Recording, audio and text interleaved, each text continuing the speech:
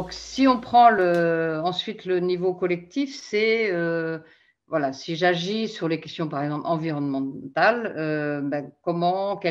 quelle sorte de groupe j'intègre ou quel groupe je peux impulser,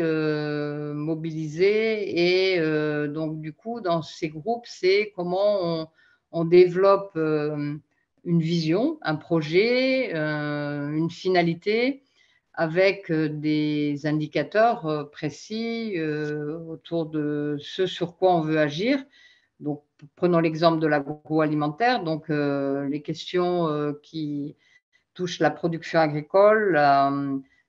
la transformation est inhérente à ce travail autour de céréales locales. Donc, qu'est-ce qui va amener ce collectif à se mobiliser sur un autre mode de production, une réflexion aussi sur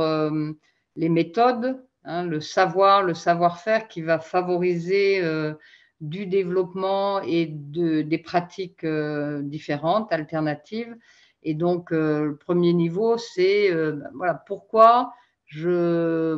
me mobilise sur un collectif, quelle est la raison d'être du collectif et comment ce collectif va pouvoir se situer dans son environnement et dans son contexte de secteur d'activité et dans son contexte territorial. Voilà. Et donc, dans ces actions collectives, on trouve aussi bien des systèmes coopératifs, des modes de coopération et de collaboration sur les territoires, des plateformes de collaboration, des actions citoyennes, militantes, etc., qui ont des objectifs d'action. À partir du moment où on a développé la raison d'être, le mode de fonctionnement du collectif, les actions du collectif, les moyens que le collectif va pouvoir mobiliser et les ressources, bien sûr, tant matérielles que humaines, c'est avoir une vigilance sur comment fonctionne le groupe. Voilà, quels sont les rapports entre les membres du groupe, comment se gèrent les relations de pouvoir, les modalités de prise de décision et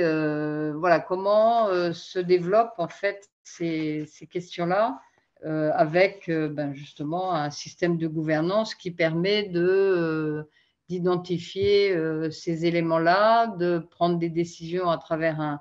un mode de décision choisi par le consensus, voilà, et de bien repérer